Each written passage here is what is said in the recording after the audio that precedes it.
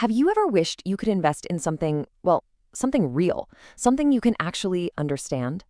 Today, we're digging into a really fascinating idea, fractional farmland investing. Let's get into it and see how you can own a piece of a farm without ever having to leave your city apartment. Just take a second and picture that. It's a pretty powerful image, isn't it? This isn't about trading some complex thing on Wall Street. It's about connecting your money to one of the oldest, most essential industries on the entire planet. And you can do it all from a distance. That's the core idea we're going to explore. So, what's the fundamental promise here?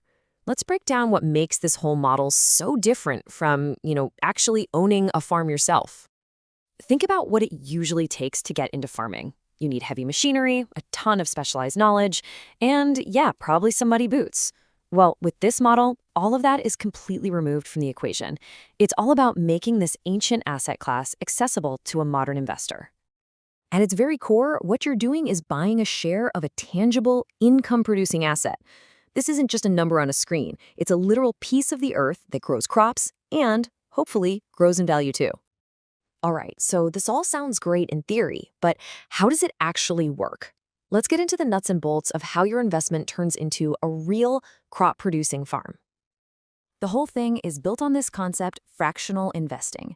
Look, a single farm can cost millions of dollars, which puts it way out of reach for most of us.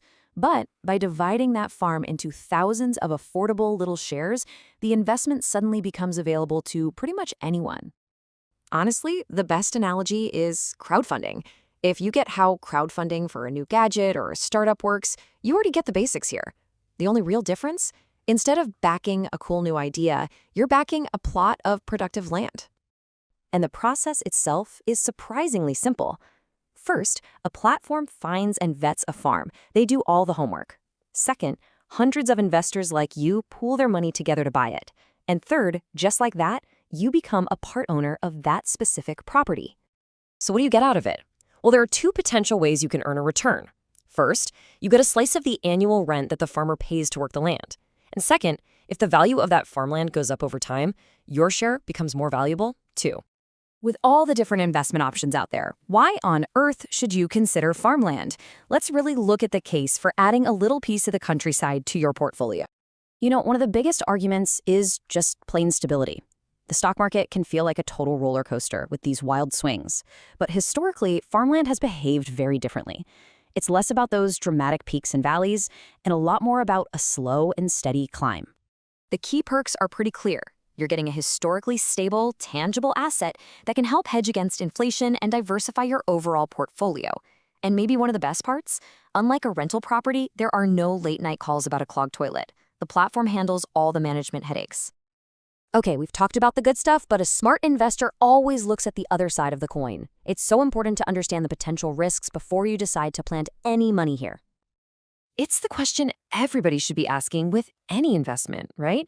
So let's be totally transparent and look at the potential downsides and what you really need to be aware of. First off, this is absolutely not a get-rich-quick scheme. This is a long-term play.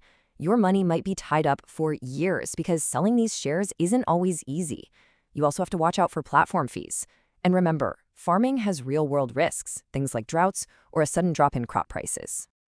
And this is so critical to remember. Not all farmland is created equal, not by a long shot. The type of farm, where it is, the crops it grows, all of that dramatically changes its potential for success. You can't just assume any piece of farmland is a good investment. I mean, think about it. Investing in a corn farm in Iowa is a completely different world from investing in an almond orchard in California. Each one has unique water needs, totally different market dynamics, and a completely different risk profile. So what it all comes down to is this. Your due diligence is non-negotiable. You absolutely have to research the platform, the specific deal they're offering, and fully understand the risks before you even think about committing. Okay, we've covered the what, the how, the why, and the what to watch out for. So let's bring it all together for the final harvest. The one big idea you should really walk away with. At the end of the day, fractional investing isn't just some financial gimmick. It's a modern doorway into an asset class that is as old as civilization itself. It's fundamentally tied to how we all survive. Because when you buy a share of a farm, you're not just investing in dirt. You're investing in a critical piece of the global supply chain. You're investing in the future of food. And it's a thought that makes this whole abstract idea of investing feel incredibly personal and incredibly real. With this new way of owning things, who knows?